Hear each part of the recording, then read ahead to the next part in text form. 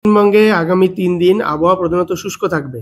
পরে 13 তারিখে হালকা বৃষ্টির সম্ভাবনা আছে পুরুলিয়া, বীরভূম, বাঁকুড়া, পূর্ব ও পশ্চিম বর্ধমান জেলায়। এর পরের দিন 14 তারিখ হালকা থেকে মাঝারি বৃষ্টিপাতের সম্ভাবনা এই কটি জেলাতে আছে। এর সঙ্গে হালকা বৃষ্টির সম্ভাবনা আছে নদিয়া, মুর্শিদাবাদ, ঝাড়গ্রাম এবং ওয়েস্ট মেদিনীপুর জেলায়। এর পরের দিন 15 তারিখে দক্ষিণবঙ্গের সমস্ত জেলাগুলিতে হালকা বৃষ্টির সম্ভাবনা আছে। উত্তরবঙ্গের প্রথম 4 দিন আবহাওয়া প্রধানত শুষ্ক থাকবে। পঞ্চম দিন মালদা জেলায় হালকা বৃষ্টিপাতের সম্ভাবনা আছে। আর উত্তরবঙ্গে প্রথম দিন মানে আগামী 24 ঘন্টায় হালকা থেকে মাঝারি কুয়াশার সম্ভাবনা আছে।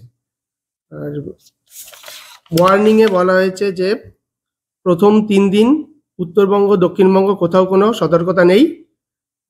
পরের দিন 13 তারিখ পুরুলিয়া, বাঁকুড়া, ওয়েস্ট বর্ধমান এবং বীরভূম জেলাতে বজ্রবিদ্যুৎ সহ বৃষ্টিপাতের সম্ভাবনা আছে।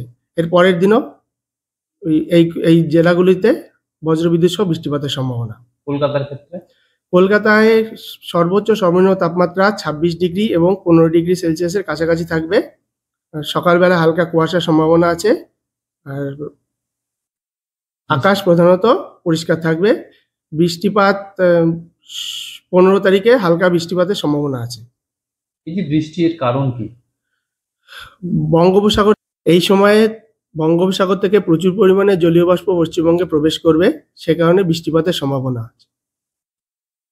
তাপমাত্রার ক্ষেত্রে তাপমাত্রা আগামী 24 ঘন্টায় কোনো পরিবর্তন হবে না। এরপরে 2 থেকে 4 ডিগ্রি সেলসিয়াস বৃদ্ধি পাবে ধীরে ধীরে। তাপমাত্রা বেড়ে যাওয়ার কারণ কি? এই দক্ষিণ থেকে বাতাস প্রবাহিত হওয়ার কারণে উত্তরে বাতাস প্রবেশ করতে পারবে না, সে কারণে তাপমাত্রা ধীরে ধীরে বৃদ্ধি পাবে।